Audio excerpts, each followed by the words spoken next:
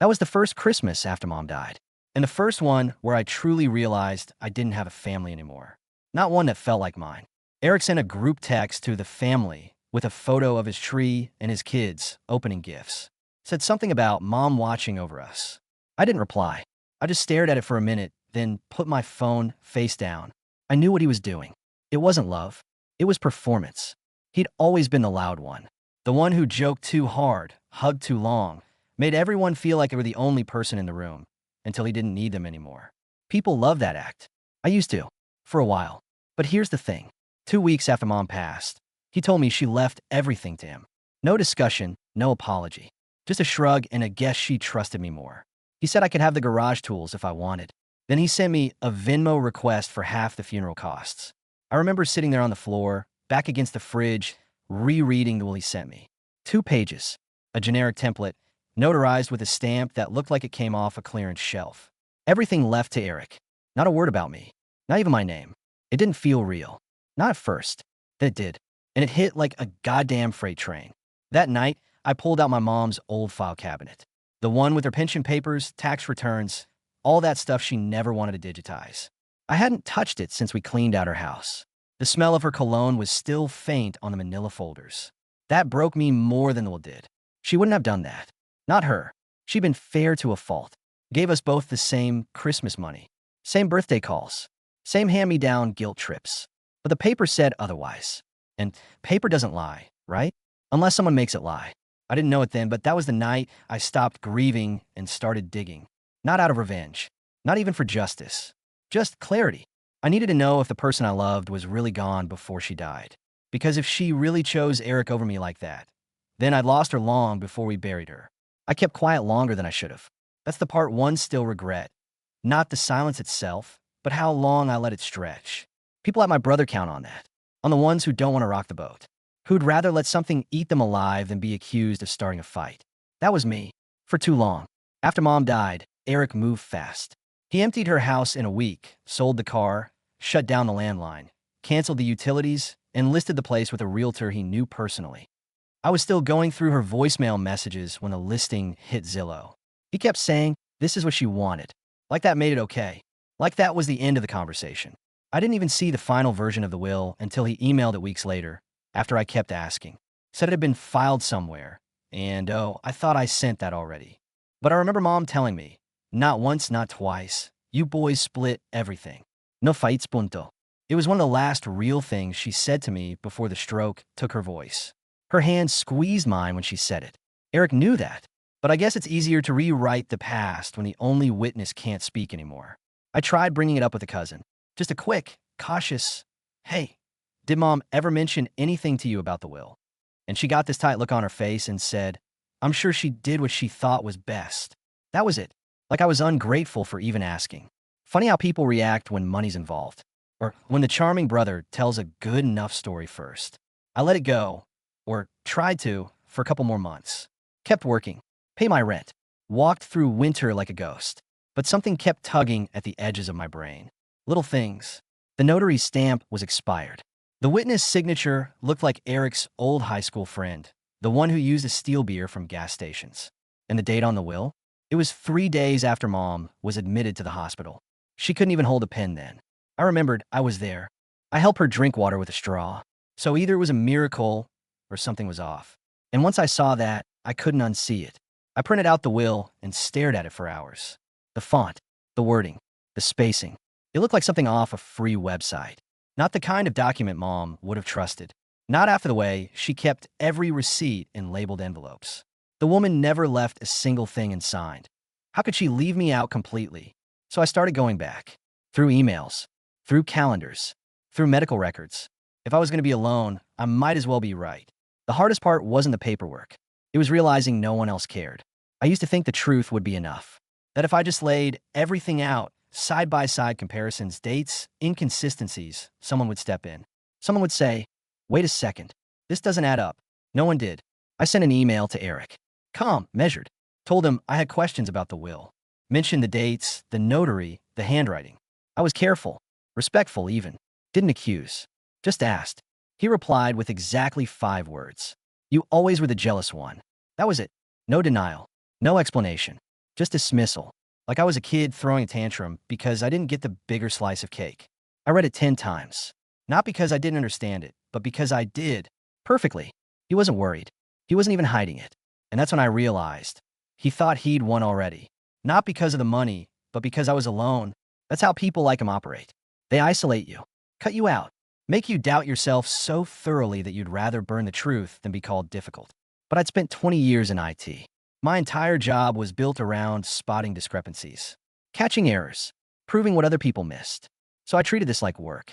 I created a folder system, labeled by year, by bank, by source. Built a spreadsheet timeline of every document, when it was signed by whom, where. I filed a request with the state to verify the notary. Took screenshots of social media posts Eric made on the same day he claimed to be at the hospital. Turns out, he was at a golf course. The will he submitted was dated 3 days into Mom's final hospital stay. I had a photo of her 4 lines and pale face from that day. She was unconscious. I hadn't been able to delete the photo. Now I was glad I hadn't. I found an old draft of the will from 6 months earlier in her Gmail, attached to a message she never sent. It named us both equally. Same language, same format, but it was missing that final signature page. Probably the last true version before he got involved. There were still gaps. But I had enough to start. I met with a lawyer, a quiet guy named Wendell who smelled like menthols and wore the same brown blazer in July. I dumped everything on his desk, told him I didn't want revenge. I just wanted the truth acknowledged, even if I never got a cent. He looked through the files, page by page. Then he leaned back and said, "You've got something here." That was the first time in months I felt like I wasn't insane. Wendell said we had 2 options, civil or criminal. Civil would be easier, quieter, lower burden of proof. We could challenge the will, maybe get a judge to freeze the estate, dig through records, build pressure. But criminal? That would take more. We'd need real proof of forgery, intent, fraud, and we'd need someone willing to push it. I told him I was willing. Not because I want to see Eric in jail. Honestly, I didn't care what happened to him. I just wanted it on record, that he did it, that I wasn't imagining things. That Mom didn't just change her mind and write me out of her life like a late fee. We started with a handwriting expert. I sent in the will and some of Mom's old letters, birthday cards, even grocery lists. The report came back 2 weeks later. The signatures didn't match, not even close. The M in Marianne was a completely different shape. One slanted, one not. And the notary? Dead. Been gone 5 years when that will was supposedly signed. Wendell double-checked with the state. No active record of that stamp since 2018. That's when things shifted. I stopped feeling like I was chasing ghosts. Started feeling like I was holding a grenade. We filed a petition with the probate court to contest the will. That triggered a notice to Eric. He called me the same day. I didn't pick up. He left a voicemail. He was laughing. Actually laughing. Said something like, "So now you're playing lawyer." Huh? Jesus, Greggy. You've really lost it. Then, lower, meaner. "You never had anything of your own, so now you're trying to take mine?" Mine. Like it was a toy he grabbed first and didn't plan to share. I didn't reply. I forwarded the voicemail to Wendell. After that, Eric posted on Facebook. A long post, all vague jabs about jealous people and toxic family members who can't move on. Most people ate it up. Likes, prayers, heart emojis. One of our aunts even commented, "Don't let Greg drag you down. Your mom will be proud of you." I sat there reading it, and for a second, I felt like I'd made it all up. That maybe I was bitter. Maybe I'd imagined the whole thing, stitched together a narrative because I couldn't handle being left behind. But then I opened that report again, looked at the handwriting, read the phrase, signature highly inconsistent and likely fabricated. And I knew. I wasn't crazy. I just remembered what they wanted to forget. Wendell warned me. He said, "Don't expect fireworks. Don't expect anyone to cry and confess. This isn't a movie. It's paperwork, procedures, waiting." He was right. The probate court building looked like an old library. Beige tile, flickering lights, that smell of burnt coffee and worn carpet. I sat in the hallway in a hard plastic chair, watching lawyers walk by with those stiff leather briefcases, everyone pretending like they weren't about to ruin somebody's life with a sentence. Eric didn't show up to the first hearing. His lawyer did. A young guy, slick hair, smug voice. Said the case was meritless, that I was confused, that the will was properly executed and binding. I sat there, holding the report from the handwriting analyst, gripping it so hard the edges bent. I didn't say a word. Wendell did all the talking. Calm, slow, like he was reading a grocery list. I was shaking inside, but he didn't flinch once. The judge, a tired man in his 60s, didn't react much. Just asked for the documents. Set another hearing date. Told both sides to submit full evidence before the next session. That's when it stopped feeling personal and started feeling like war. We had to prove fraud, not suspicion, not feelings. Cold, hard evidence. So I went deeper. Dug through storage boxes I hadn't opened in years. Found old holiday card Mom had signed. Notes she wrote me when I was a kid. Even the lease from her senior apartment. Signed, dated, notarized. All matched. All real. Eric's will? It was a mess. Same signature over and over, like someone traced it. Same pen. Same ink tone. I found a friend with access to a decent scanner who helped me run forensic-level comparisons. It didn't look good for Eric, but he fought like hell. Filed motions. Delayed hearings. Accused me of harassment. Told mutual friends I was trying to steal from his kids. Some of them believed him. Others just stayed silent. Silence, I've learned, is how betrayal hides best. Wendell stayed focused. He told me, this is how people like your brother win. They wear you down. They hope you quit before the truth gets traction. But I didn't quit. I was exhausted, broke, and running on leftover anger. But I showed up to every hearing. I answered every request. I submitted every document. It wasn't about the money anymore. It was about the principle. The word people throw around like it's decorative. But to me, it meant something.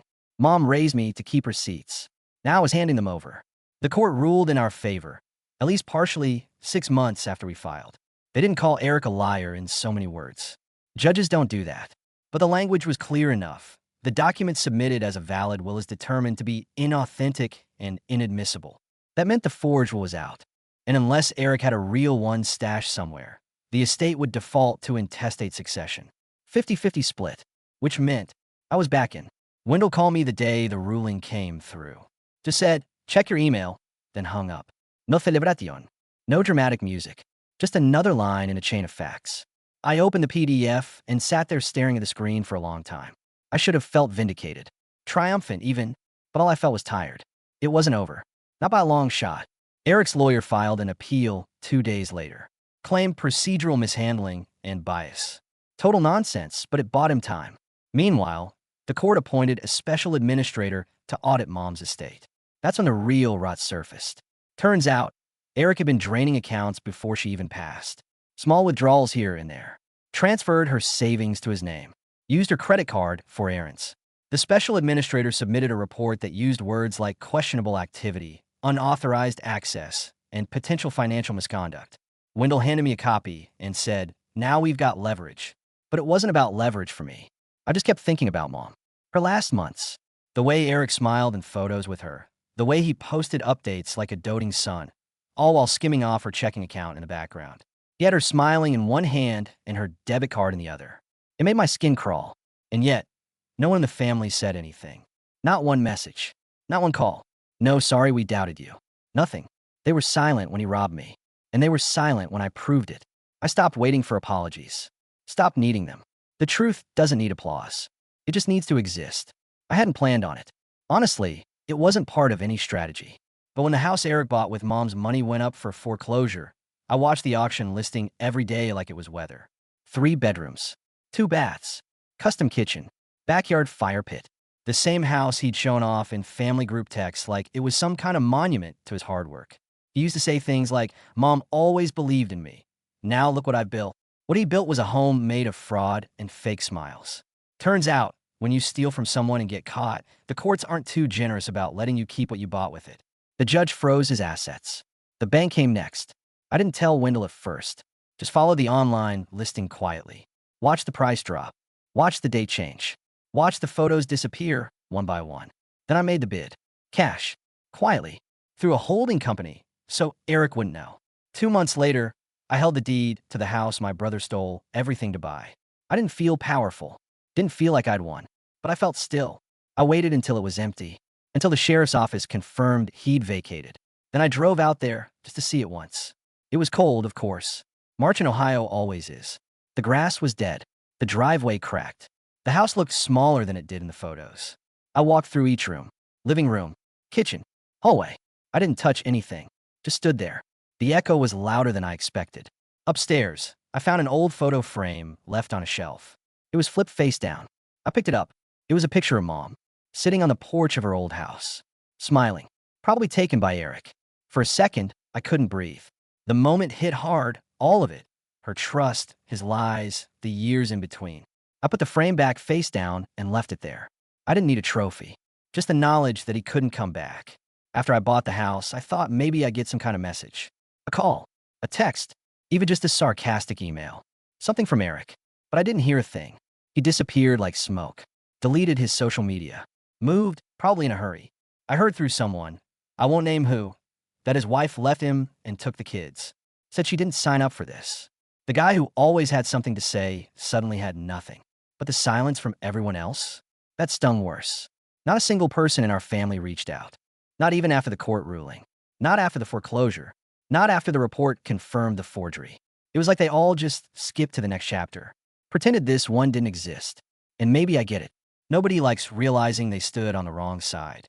Nobody wants to admit they cheered for the liar while they iced out the one who kept receipts. But it still burned. I wasn't looking for praise. I wasn't looking for revenge. Hell, I didn't even care about the money anymore. What I wanted, more than anything, was for someone to just say we were wrong. Just one person. Instead, I got forwarded memes. Invitations to baby showers. Group messages with my name misspelled. Like nothing ever happened. That's when I realized the truth doesn't always lead to reconciliation. Sometimes it just shows you who is never really in your corner. And once you see that, you can't unsee it. So I deleted their numbers. All of them. Even the ones I didn't hate. Even the ones I used to love. I needed space. Needed the silence to be mine. Not the one they pushed me into. I didn't keep the house. I sold a month later. Made a decent profit, but that wasn't the point. I used the money to move north, closer to Lake Erie. Bought a modest place with a little fenced yard. Adopted a dog. Her name's Delta. She's better company than most humans I've known. I'm not angry anymore. I don't lie awake going over what he did. But I remember. Every detail. Every word. Every lie he told while looking me in the eye. And that's the difference between revenge and memory. He destroyed a family for money. I built a life from the wreckage. Living up north felt like breathing again. The cold here was cleaner somehow. Sharper but honest. I like that. Most days were quiet. Just me, Delta, and the sound of her paws on hardwood. I'd go for walks near the lake, watch the ice crack and drift. The wind was brutal, but it kept me awake. Alive. No one here knew about Eric. No one knew about the forged will, or the courtroom drama, or how my family vanished the second it was inconvenient to believe me. And for once, I didn't have to explain. I'd spent too many years surrounded by people who claimed to care, but went silent the second the truth got messy. Up here, nobody pretended. The neighbors waved if they felt like it. Left you alone if they didn't. There was no performance. No expectation. It suited me fine. I kept the court documents in a box in my closet. Not to stare at. I rarely opened it, but just to know it was there. Proof. Not for anyone else. For me. Delta would curl up at my feet when I worked. She'd look up at me, sometimes like she knew something, like she could feel the weight of everything I'd carried. Maybe she could. Animals are better at that than people. Every now and then, I'd get a message from someone back home. A random cousin, a former coworker. They'd start with, "Hey, hope you're well." And end with some favor, a reference, a donation. Would you mind helping me with this little tech issue? None of them mentioned what happened. Not a single one. What people don't say tells you everything. They didn't want the truth. They wanted convenience.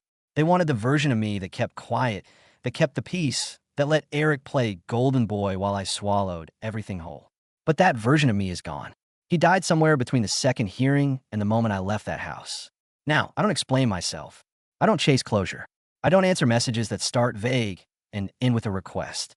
I've got a home, a dog, a job I can do in my slippers, and peace, not the kind that comes from forgiveness, but the kind you earn after surviving what no one else was willing to see. That's enough. More than enough. Sometimes I wonder if Eric thinks about it. If he ever stares at the ceiling at 3 a.m., remembering the look on Mom's face when she was still here. Or if that part of him just doesn't exist. I used to hope he'd feel guilt. That one day he'd wake up and realize what he did. Not the money, not the fraud, but the betrayal. The kind that leaves a hole you can't fill. But hope is exhausting. And people like him, they don't really feel guilt. They feel inconvenience, embarrassment, anger when they get caught. But not guilt, not regret. They move on and leave behind whatever pieces they broke. I stopped hoping a long time ago. He never apologized. Not once. Never owned up to the forgery. Never admitted what he took. Never even asked if I was okay. But I don't need an apology from a man who doesn't know what apology means. What he took can't be returned. He robbed me of trust, of family, of time I'll never get back. The months I spent doubting myself, the nights I couldn't sleep, the years I kept quiet when I should have screamed. But I got something else. I got the truth. I got to look in a mirror and say, you didn't imagine it. You weren't crazy. You were right. I built a life from that truth. It's smaller than the one I had in mind back when I thought family meant something. But it's mine. I cook my own meals now. I fix what breaks. I take Delta to the vet when she's limping, and I don't wait for someone else to tell me it matters. And when I think of Eric now, it's not with rage, not even sadness. It's nothing. He's nothing to me. And maybe that's the best revenge of all. Not hate, not punishment, not fire and fury, but indifference. Real, permanent indifference. He'll never know what he lost because he never valued it in the first place.